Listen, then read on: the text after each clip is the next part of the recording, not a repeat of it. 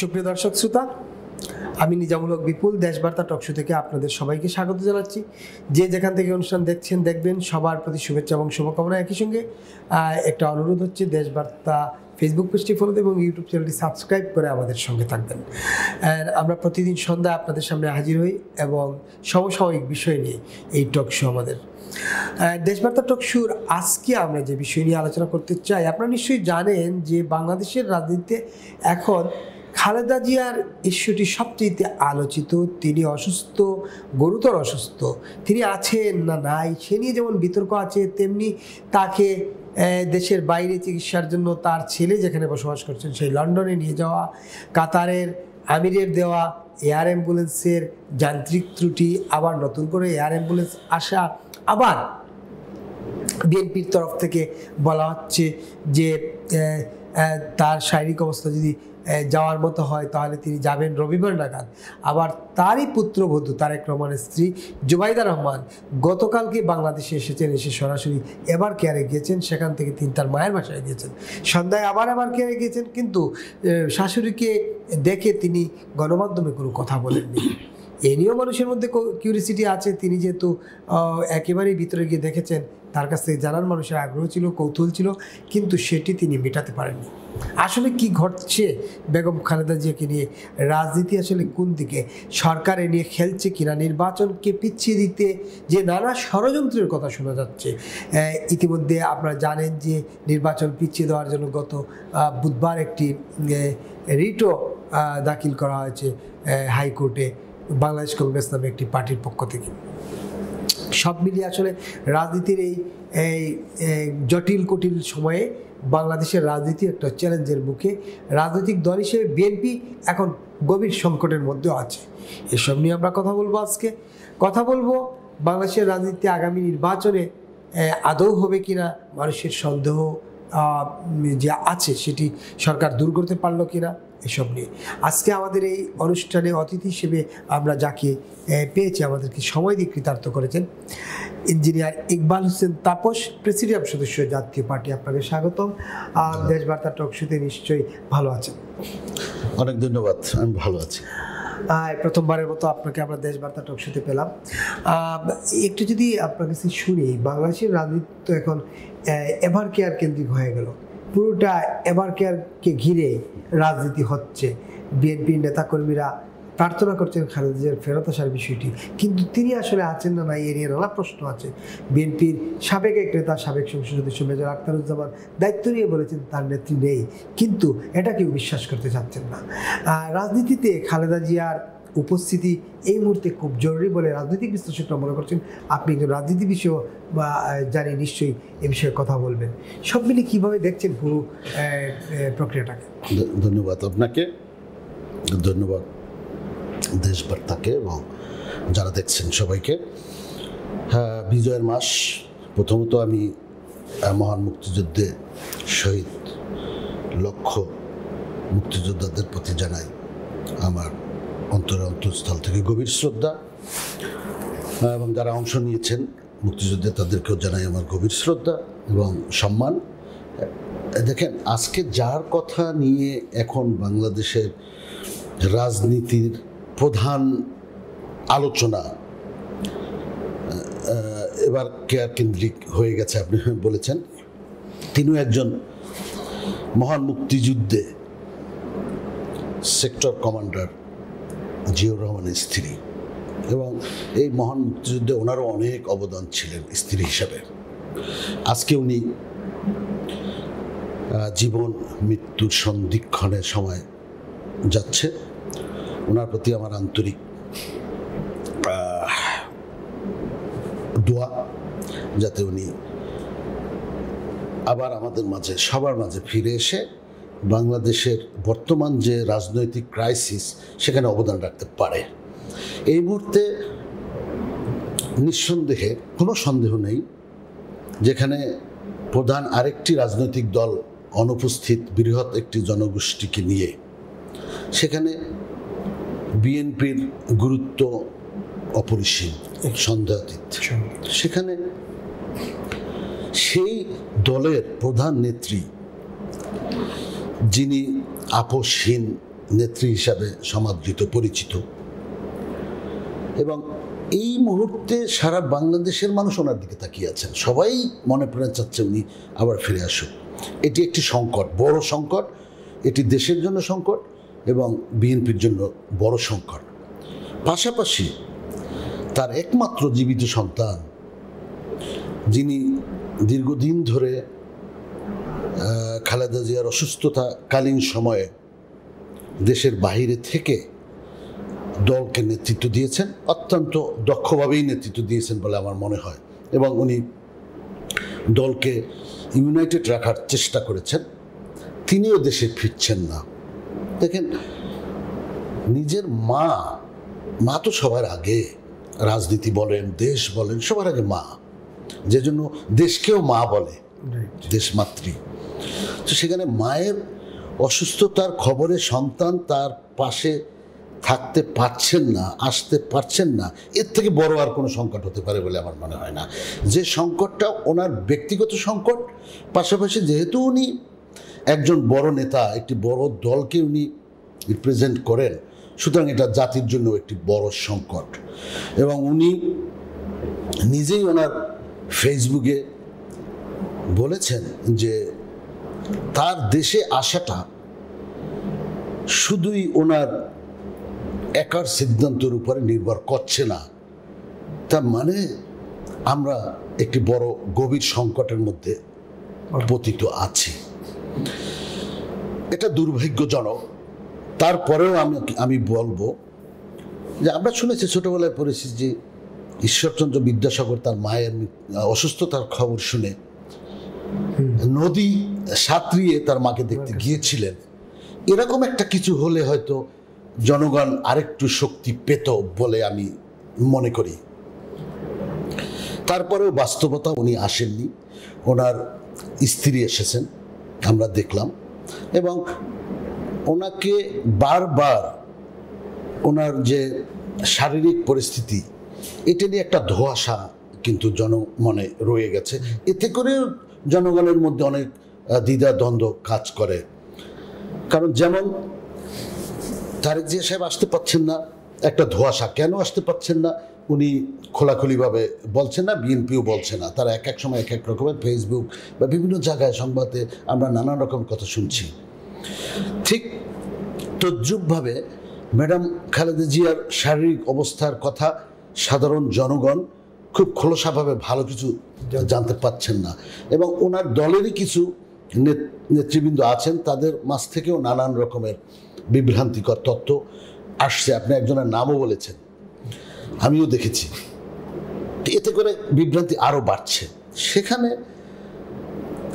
Finally যখন আমরা জানলাম যে ওনাকে এয়ার অ্যাম্বুলেন্সে করে বিদেশে নিয়ে যাবেন উন্নত চিকিৎসার জন্য, একটু আশ্বস্ত হলাম যে উন্নত চিকিৎসার জন্য যখন বিদেশে নিয়ে যাবেন এবং বিদেশের ইমিগ্রেশন এবং হসপিটাল যদি ওনাকে এবং এয়ার অ্যাম্বুলেন্স যদি ওনাকে গ্রহণ করেন, তাহলে নিশ্চয়ই কিছুটা না হোপ আছে ওখানে, 0.5% 1% হলেও আছে।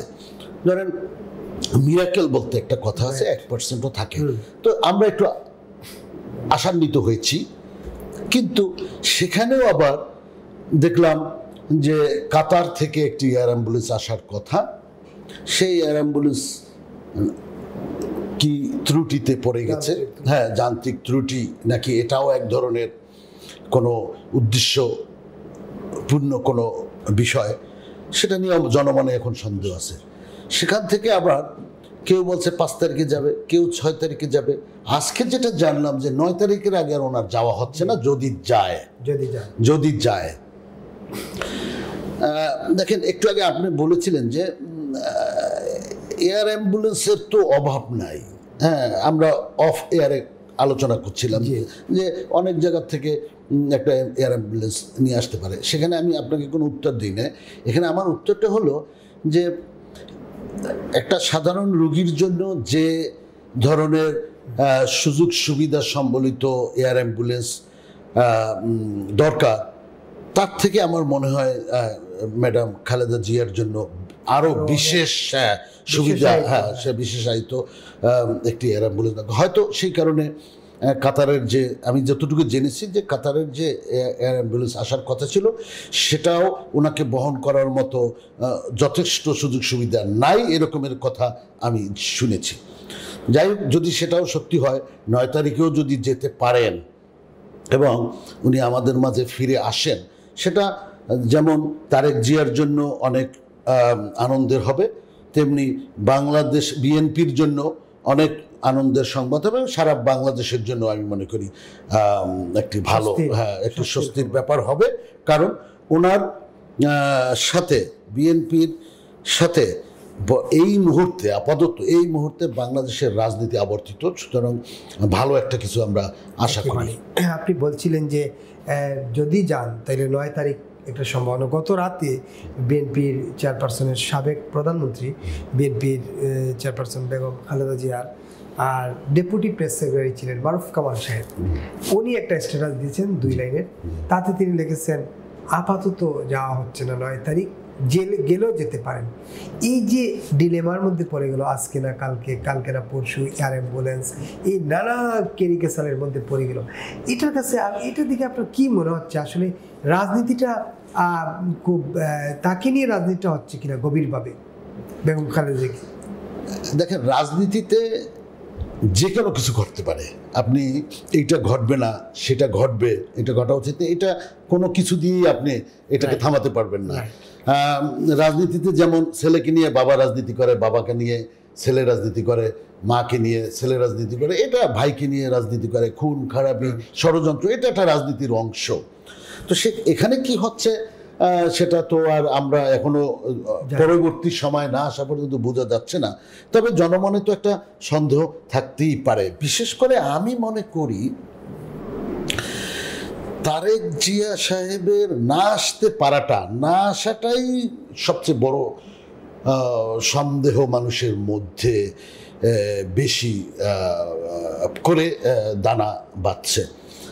কারণ যেসব ছোটোখাটো কারণ দেখিয়ে অনেকে বলতে চায় যে তারেক জিয়া সাহেব আসলে তার জীবনের নিরাপত্তা নাই, সে অ্যাসাসিনেশন হয়ে যেতে পারে, তারপর আবার এক গ্রুপ বলে ওনার লন্ডনের পাসপোর্ট উনি ছাড়তে চাচ্ছেন না, নানান রকমের। কিন্তু আমার আসলে এই দুইটার একটাও মনে হয় না। আচ্ছা, আমার মনে হয় এখানে কোনো দেশীয় এবং আন্তর্জাতিক বড় একটা চক্র আমার মনে হয় এখানে কাজ করছে। এর মধ্যে যদি বিএনপির মধ্যে ঘাপটি মেরে থাকা একটি অংশ থাকে তাহলে আশ্চর্য হওয়ার কিছু একেবারে থাকবে না। তো সুতরাং আমরা চাই না এই ধরনের কোনো ষড়যন্ত্র থাকুক। যেমন আপনি দেখেছেন, দেশবাসী জানে যে আওয়ামী লীগ যখন ক্ষমতায় ছিল গত 17 বছরে তারা কি করেছে না করেছে সেটা নিয়ে আমি কোনো আলোচনা করতে চাচ্ছি না, কিন্তু তাদের মধ্যে ঘাপটি মেরে থাকা কিছু জামায়াত শিবিরের লোকজন আজকে খোলস বের হয়ে তারা নিজেরাই এখন জদর্পে বলছে যে আমরা ছাত্রলীগের নাম দিয়ে, আওয়ামী লীগের নাম দিয়ে জামাতের লোক এখানে ছিলাম। তো এই কাজটি যে বিএনপির মধ্যেও হতে পারে বা হবে না এটার গ্যারান্টি কিছু থাকতে পারে না। তবে আরও বলি, একটি অংশ এই দেশে স্বাধীনতার সময়কালে দেশের স্বাধীনতার বিপক্ষে কাজ করেছে। তার মানে এক ধরনের এটা একটা মির্জাফরি, এটা একটা বেইমানি, নিজের জাতি মায়ের সাথে বেইমান করা। তো এই গ্রুপটা ঘাপটি মেরে আওয়ামী লীগের মধ্যে থেকে 17 বছর তারা যেভাবে আওয়ামী লীগকে খেয়ে ফেলেছে, ঠিক তাদের তো চরিত্রের কোনো বিশ্বাস নাই। যারা দেশ মাতৃকাকে অস্বীকার করে তারা যে কোনো ধরনের, যারা ধর্মের রাজনীতি করে তারা যে কোনো ধরনের মানে কিছু বলতে পারে। যারা টকশোতে গিয়ে বলে ভগবান, হ্যাঁ, জামাতের রাজনীতি করে আবার বলে ভগবান, তো এদেরকে তো বিশ্বাস করা যায় না। তারা যদি বিএনপির বিরুদ্ধেও থেকে থাকে আমার মনে হয় সেটাকে খুব বেশি আশ্চর্য হওয়ার কিছু থাকবে না। এবং আমার মনে হয় বিএনপিকে অত্যন্ত সতর্কতার সহিত সামনের দিকে আগাতে হবে, কারণ এই মুহূর্তে বাংলাদেশের বর্তমান যে ক্রান্তিকাল, এখান থেকে একমাত্র বিএনপি পারবে বাংলাদেশকে বাংলাদেশের এই যে উত্তরণ ঘটাতে। এখানে আপনার যেটা দরকার, তারেক জিয়া সাহেব বলছেন, আমি দেখলাম যে ওনারা একটি যদি ক্ষমতায় আসতে পারে তাহলে সর্বদলীয় একটি সরকার গঠন করবে। যদি করতে পারে খুব ভালো, কারণ আপনার কাউকে বাদ দিয়ে কোনো মঙ্গল করা সম্ভব না, মোটেই সম্ভব না। কারণ আপনি ধরেন শুধু বিএনপিকে নিয়ে নির্বাচন করবেন, সেটা ভালো নির্বাচন হবে না। শুধু জামাতকে নিয়ে নির্বাচন করবেন, সেটা ভালো নির্বাচন হবে না। এখন একটা পক্ষ আছে, আপনি বলতে চাচ্ছেন যে আওয়ামী লীগ এদেশে অনেক অন্যায় অত্যাচার করেছে, করেছে। আওয়ামী লীগ ভালো কাজও করেছে। স্বাধীনতার যুদ্ধ আওয়ামী লীগের ডাকি হয়েছিল, যদিও তখন অন্য কোনো দল ছিল না, বিএনপি বা জাতীয় পার্টি, অন্য কোনো দল ছিল না। কিন্তু আজকে তাদের একটা বৃহৎ জনগোষ্ঠী তৈরি হয়েছে এবং তাদের সাথে আরো অনেকগুলো দল সম্পৃক্ত ছিল। তো এই মানুষগুলো আওয়ামী লীগের নির্দিষ্ট কিছু নেতার বাহিরে এই মানুষগুলোকে আপনি কোথায় রাখবেন? এই মানুষগুলো তো বাংলাদেশেরই মানুষ, আমার বাড়ির মানুষ, আমার বাড়ির পাশের মানুষ, আমার গ্রামের মানুষ। একই মসজিদে আমরা নামাজ পড়ি, একই ঈদগাহে আমরা নামাজ পড়ি। তো এই মানুষগুলোর সাথে তো আমরা কোলাকুলি করব। তাহলে এই মানুষগুলোকে আমি বাদ দিয়ে কিভাবে নির্বাচন করব? এই যে চিন্তা, এই চিন্তাটা আসে তাদের মাথার থেকে যারা মনে করে যে বিএনপি তো ক্ষমতায় যাবেই, আমরা বিরোধী দলে বসতে পারলে ভালো হয়। তো সেখানে যদি জাতীয় পার্টি থাকে, আওয়ামী লীগ থাকে বা 14 দল থাকে, তাহলে তো আমাদের আর দ্বিতীয় বেঞ্চে বসার কোনো সুযোগ নাই, তৃতীয় চতুর্থ পঞ্চম বেঞ্চে বসতে হতে পারে। সুতরাং তাদেরকে বাদ দিয়ে আমরা নির্বাচনটা করতে পারলে ভালো হয়। এবং পাশাপাশি যদি সেটা করে ফেলতে পারে, সেখানে একটা চান্স এরকমেরও আছে যে বিএনপিকেও ল্যাংড়ে ফেলে দেওয়ার সুযোগ হয়তো আসতে পারে। এই রকমের চিন্তাও অনেকের, স্বপ্ন অনেকে দেখতে পারে। কারণ 71 সনে যখন দেখেছে যে এই দেশ স্বাধীন করতে দিব না, স্বপ্ন তো একটা দেখেছিল যে এই দেশ স্বাধীন করতে দিব না, তখন ব্যর্থ হয়েছে। এখন এই সময় এসে তারা আবার চিন্তা করতে পারে যে ওই 71-এর প্রতিশোধটা আমরা এখন নিতে পারি কিনা। কারণ আমি তো দেখেছি তাদের যে বডি ল্যাঙ্গুয়েজ, তাদের লম্ফ, তাদের ঝম্প, তাদের হম্বি তম্বি, একটা মনে হচ্ছে যেন একটা ফেসিজমের ছোঁয়া তাদের গায়ে অলরেডি লেগে গেছেন, যে এটা করতে দিব না, ওইটা করতে দেব না, এইটা হবে না, নির্বাচন করতে দিব না, আমাদেরকে অমুককে আসতে দেব না। কেন? শেখ হাসিনার সময় একটা স্লোগান শুনেছিলাম, দেশটা কারো বাবার নয়। তাহলে এখন কি দেশটা তোমাদের বাবার হয়ে গেল? যে তোমরা জাতীয় পার্টিকে আসতে দিব না নির্বাচনে, তোমরা অমুক দলকে আসতে দেব না নির্বাচনে, তমুক দলকে আসতে দেব না। কেন? দেশটা তো তোমাদের বাবার না। এখানে এই দেশ মাতৃকার সন্তান আমরা সবাই। যদি কারোর বিচার করতে হয় আইনের মাধ্যমে করতে হবে, অপরাধী হলে অবশ্যই বিচার। এবং যদি কাউকে নির্বাচন থেকে বাদ রাখতে হয় সেটাও আইনের মাধ্যমে হতে পারে। কিন্তু এখানে একটা কথা মনে রাখতে হবে, রাজনীতি জনগণের জন্য। রাজনীতিতে অ্যাকসেপ্টেন্স এবং রিফিউজাল দুইটাই জনগণই করতে পারে, একমাত্র জনগণই করতে পারে। এইটাই হলো গণতন্ত্র।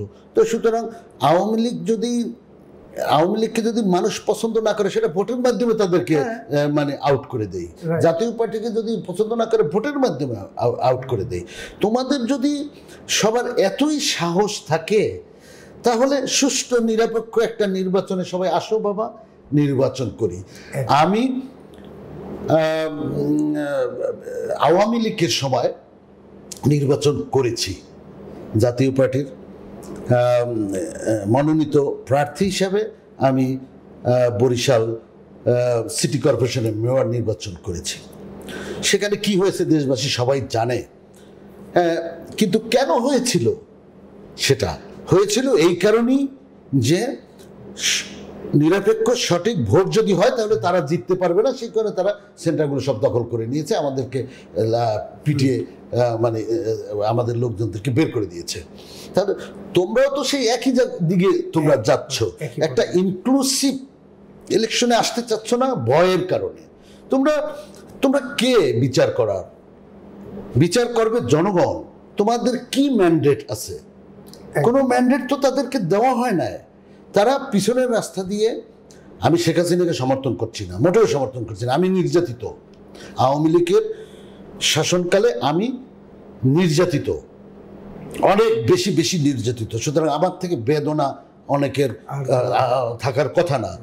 সেখানে তারপরেও আমি বলছি যে নির্বাচন জনগণের ম্যাটার, জনগণ ভোট দিবে, সবাই আসেন একসাথে ভোট করি, সবাইকে ভোট করতে দেন, তারপরে ভোট হোক, তারপরে জনগণ তাদের প্রতিনিধিকে বেছে নেক, তারা দেশ চালাক। আর না হলে এই সমস্যার সমাধান সারা জীবন গেলেও মানে শেষ হবে না এবং থেকেই যাবে। একেবারে আপনি নির্বাচন প্রসঙ্গই তুললেন, যেন পুরোটাই বলে ফেলছেন। এই যে আপনি বলছিলেন জাতীয় পার্টি, আওয়ামী লীগ বা 14 দলকে বাদ দিয়ে নির্বাচন, আপনি একদম পরিষ্কার করে ফেলছেন যে এতে বিভক্তি বাড়বে বই কমবে না। তো সরকার কি সেই পথেই হাঁটছে? আপনার কাছে মনে হচ্ছে যে বৃহৎ জনগোষ্ঠীকে বাদ রেখেই নির্বাচন করে ফেলবে? আদৌ কি নির্বাচন হবে? যারা দেখেন, নির্বাচন আপাতত আমার দৃষ্টিতে, নির্বাচন তো হতেই হবে, এক সময় না এক সময় তো নির্বাচন হবেই, কিন্তু দৃষ্টিসীমার মধ্যে দেখছি না নির্বাচন এই মুহূর্তে। যদি সরকার একটি নির্বাচন করেই ফেলে, সেটা হবে একটা যেনতেন নির্বাচন। সর্বকালে আমাদের প্রধান উপদেষ্টা বলেছেন যে উনি সর্বকালের সর্বশ্রেষ্ঠ একটি নির্বাচন উপহার দেবেন, আশা করি ওনার কথাটা রাখবেন। সেটা হবে সর্বকালের সর্বশ্রেষ্ঠ জঘন্য নির্বাচন ওনার আন্ডারে যদি নির্বাচন হয়। কারণ উনি তো চাচ্ছেন না, আওয়ামী লীগ তো দূরের কথা, উনি চাচ্ছেনই না যে মুক্তিযুদ্ধের পক্ষের একটি অংশ নির্বাচনে আসুক, জাতীয় পার্টি 14 দল তারা নির্বাচনে আসুক, এটা উনি একেবারেই চাচ্ছেন না। কিন্তু না, কালকে দেখলাম ওনার প্রেস সচিব জাতীয় পার্টিকে জঘন্যভাবে গালিগালাজ করার পরে উনি বললেন যে নির্বাচনে আসতে কোনো বাধা নেই। তার মানে উনি কিছুটা বুঝতে পেরেছেন যে জাতীয় পার্টিকে বাদ দিয়ে নির্বাচন করতে পারবে না, এবং সেটা আওয়ামী লীগ এবং জাতীয় পার্টি বা আরও অন্যান্য দলগুলোকে, আওয়ামী লীগকে ধরেন বাদই দিলাম আমি ফ্যাসিস্ট, কিন্তু জাতীয় পার্টিকে বা অন্য দলকে যদি বাদ দেয়, সেই নির্বাচনটা কখনোই একটা গ্রহণযোগ্য নির্বাচন হবে না। তাই ওনারা বাধ্য হয়ে হয়তো জাতীয় পার্টির কথা বলছেন, কিন্তু আমার মনে হয় না যে এমন কোনো পরিবেশ সৃষ্টি হয়েছে যেখানে জাতীয় পার্টি নির্বাচনে যেতে পারে বা মাঠে থাকতে পারবে। একই ওই যে আপনার একটা কথা আছে না যে যেই লাউ সেই কদু, মানে একই ঘটনার পুনরাবৃত্তি হবে, সেটা আরো মডার্ন কায়দায় হতে পারে, আরো খারাপ পর্যায়ে হতে পারে বলে আমি মনে করি। এই যে সরকার একতরফা, আপনি বলছিলেন পৃথিবীর সেরা নির্বাচন করবেন, কিন্তু আপনার কথাবার্তায় মনে হচ্ছে নির্বাচন প্রথমত আপনি দেখছেন না, দৃষ্টি যতটুকু যাচ্ছে। এমনদিকে সরকার এই যে একতরফা নির্বাচন করে এটাকে কীভাবে এস্টাবলিশ করবে? বিদেশিরা তো ইতিমধ্যেই এই একতরফা নির্বাচনের বিরুদ্ধে কথা বলছেন ইনক্লুসিভ নির্বাচন। তাইলে এই যে রাজনৈতিক কার্যক্রম নিষিদ্ধ করে দেওয়া আওয়ামী লীগকে নির্বাহী আদেশে, সেটাই বা কতটা যৌক্তিক হলো? আর আওয়ামী লীগ সহ 14 দল জাতীয় পার্টিকে বাদ রেখে, যেটা আপনি বলছিলেন যে এই নির্বাচন গ্রহণযোগ্য হবে না, বাদ রেখে এই নির্বাচন সরকার করতে চায় কেন? সরকারের কোনো এজেন্ডা আছে? দুর্ভাগ্যজনক হলেও আপনি বললেন যে বিদেশিরা সমর্থন দেবে কিনা, এই যে কথাগুলো আমরা বলি, তার মানে আমরা বিদেশ নির্ভর সব কিছুতে। আপনি তো দাতা সংস্থাকে অস্বীকার করছেন। আমি সেজন্য, এটা আমাদের দুর্ভাগ্য যে আমরা বিদেশ নির্ভর। তো ওই যে দাতা, কারণ দাতা তো খাওয়াচ্ছে। এখানে গত 17 বছর আওয়ামী লীগের সময় যে নির্বাচনগুলো হয়েছে বিদেশিরা দেখে নাই, দেখেছে। ইউরোপিয়ান ইউনিয়ন স্বীকৃতিও দিয়েছে, আবার কখনো প্রশ্নবিদ্ধ কথাও বলে। এই সরকার নিশ্চয়ই অনেকের উপরে নির্ভরশীল এবং সেই ফর্মুলাই উনি হাঁটছেন। আগে বা হয়তো আগের সরকার একদিকে হেঁটেছেন, ওনারা অন্যদিকে হাঁটছেন এবং এইভাবেই, এবং শেষ পরিণতিটা হলো আমাদের। তাদের তো কিছু যায় আসে না, পরিণতি ভোগ করতে হয় বাংলাদেশের মানুষের, আমাদের। আমরা সবাই এই পরিণতি ভোগ করছি। আপনি দেখেন, অনেকে বলে আমরা এই কোনো এই যে নতুন নতুন ছেলেরা আসছে, যারা বলে, যারা এখন এনসিপি করে, যারা আরও কি নতুন নতুন পার্টি আছে, এবি পার্টি, এই সেই, তারা বলে আমরা ভারতকে দেখিয়ে দেব, আমরা ওই ক্যান্টনমেন্টের ঈদ ঘুরিয়ে দেব, আমরা এই করবো সে করবো। জীবনে একটা মাছি মেরেছে? মাছি মারে নাই। আরে এই দেশটা পুরোপুরি নির্ভরশীল। কার উপরে নির্ভরশীল? আপনি আজকে সৌদি আরবের সাথে টেক্কা দেন, লক্ষ লক্ষ লোক আপনার এই দেশে পাঠিয়ে দেবে। তাহলে সৌদি আরবকে সমীহ করা ছাড়া আমাদের সরকারের কোনো উপায় আছে? আপনি বলেন। আপনি অন্যান্য যে দেশের কথা, যেখানে যেখানে আমরা মানে নির্ভরশীল, সব বড় বড় জায়গায় নির্ভরশীল, ভারতের উপরেও তো আমরা নির্ভরশীল। আজকে আমাদের দ্রব্যমূল্য এই সেই নানান কিছু, ভারতের সাথে আপনি ভারত আমাদের সাথে বিমাতাসুলভ অনেক আচরণ করেছে, শেখ হাসিনাকে ওন করেছে, বাংলাদেশকে ওন করে না, অনেক কিছু করেছে, আমি স্বীকার করি। কিন্তু তারপরেও ভারত যে একটা বৃহৎ শক্তি, আমার পাশের শক্তি, এটা আমার অস্বীকার করার কোনো উপায় আছে? আমি একটা কথা বলে দিলাম, যেই ছেলেরা আজকে রাস্তায় এই যে দেশটাকে, হ্যাঁ, তারা ফ্যাসিস্টের কাছ থেকে উদ্ধার করে দিয়েছে, অনেক ধন্যবাদ। তারা যদি একটা মিসাইল বানাই দেখাইতো, তারা যদি একটা রকেট সাইজ করে দেখাইতো, তারা যদি বড় বড় আবিষ্কার করে দেখাইতো, তাহলে দেশটা অনেক উপকৃত হইতো। তারা কি করেছে? তারা যেটা দেখিয়েছে, দেশটাকে আরো খাদের কিনারে নিয়ে গেছে। তাহলে এই সমস্ত ছেলেপেলেদের কাছ থেকে আমি কি আশা করতে পারি? এটা কিছুই আশা করতে পারি না। তারা বড় বড় কথা বলবে, মুখের ভাষাও তো খারাপ দেশের, হ্যাঁ সেটা তো আছেই, কারণ মুখের ভাষা খারাপ হবে না কেন? তারা তো ভাষা জ্ঞান নেই তাদের, তো সুতরাং তারা তো এটা বলবেই। আপনি বলেন একটা ছেলের কোনো অবদান বলেন, তারা আচ্ছা, তারপরে আসলো, এসে তোমরা কি করলা? পাজেরো, প্যারাডো, ওয়েস্টিন, হ্যাঁ, এগুলো সব চিনে ফেললা। তা তোমরা যদি এরকম হতে পারতা, আমার মনে আছে আপনি কিন্তু ফিদেল কাস্ট্রোকে নিয়ে একটা কথা বলেছিলেন অফ এয়ারে, যে আমি হিমালয় দেখিনি, আমি বঙ্গবন্ধুকে দেখেছি। এটা ফিদেল কাস্ট্রোর একটা বড় উক্তি, আমরা জানি। ফিদেল কাস্ট্রোর সাথে তার চে গুয়েভারার নাম নিশ্চয়ই সবাই জানে, তার সহ মানে যোদ্ধা। এবং তিনি যখন যুদ্ধ করলেন, যুদ্ধ করে যখন তারা জয়ী হলেন, ওনাকে সম্ভবত কৃষিমন্ত্রী করেছিলেন ফিদেল কাস্ট্রো। এখানে অনেক কন্ট্রোভার্সিয়াল বিষয় আছে, বাট যেটা রেজাল্ট সেটা হলো ফিদেল কাস্ট্রো দেশ ত্যাগ করেছিলেন। কেন ত্যাগ করেছিলেন? উনি বলেছিলেন যে জাতির জন্য যেটা আমার করার দরকার ছিল সেটা, হ্যাঁ, চে গুয়েভারা বলেছিলেন যে জাতির জন্য, তার শেষ চিঠিতে যখন উনি চলে গেছেন ফিদেল কাস্ট্রোকে না বলে, এবং তখন ওনার চিঠিতে উনি বলেছিলেন, চিঠিটা প্রকাশিত হয়েছে, নেটে গেলে পাবেন, বলেছিলেন যে আমার ভেনেজুয়েলার জন্য, কিউবার জন্য যে কাজ আমার করার কথা ছিল, জনগণের জন্য যেটা করে, সেটা আমার শেষ করে ফেলেছি, আমি এখন অন্য মিশনে যাচ্ছি। তো এই যে সন্তানেরা 5ই আগস্টে বা কি জুলাইয়ের যে আন্দোলনের যে বীর সন্তানেরা এই দেশটাকে আবার বলে ওনারা পুনরুদ্ধার করেছে ফ্যাসিস্টের কাছ থেকে, আমি স্বাধীন করেছে এই কথার সাথে আমি দ্বিমত প্রকাশ করি। তারা পুনরুদ্ধার করেছে ফ্যাসিস্টের কাছ থেকে, সেটা আমি স্বীকার করি। কিন্তু তখন তাদের উচিত ছিল পড়ালেখায় আবার ফেরত যাওয়া, যেটা হতো দেশ এবং জাতির জন্য কল্যাণকর। এবং আমাদের যিনি প্রধান উপদেষ্টা, যিনি বলেছেন যে ছাত্ররা আমাকে নিয়োগ দিয়েছেন, ওনারও উচিত ছিল এই ছাত্রদেরকে বলা যে তোমরা ক্লাসে ফিরে যাও, আমি দেশটাকে সবাইকে নিয়ে। উনি কি আদৌ চায় কিনা আসলে ছাত্ররা কাজে ফিরে যায়, এটা একটা বড় প্রশ্ন। না, উনি ব্যবহার করেছেন একেবারেই। আরেকটা প্রশ্ন, আপনি ফ্যাসিস্টের কথা বলছেন, অনেকেই দেখি যে বলছেন ফেসিবাদের চূড়ান্ত রূপ এখন দেখা যাচ্ছে। এই দলের অফিস বন্ধ করো, এই দল নিষিদ্ধ করো, এই দলের নেতার বাড়ি জ্বালিয়ে দাও, এই দলের নেতার ঘর তুলে দাও। এটা বাংলাদেশের ইতিহাস আমার মনে হয় তো 80-র দশক থেকে দেখে আসছেন বাংলাদেশের ইতিহাসে এরকম ঘটনা ছিল? এরশাদ সাহেবের পতনের পর কি এরশাদ সাহেবের বাড়িঘর পুড়িয়ে দেওয়া হয়েছিল? আমি কখনো দেখিনি, কোনো মানুষ দেখেননি, বাট এইবার আমি দেখেছি, নিজের চোখে দেখেছি।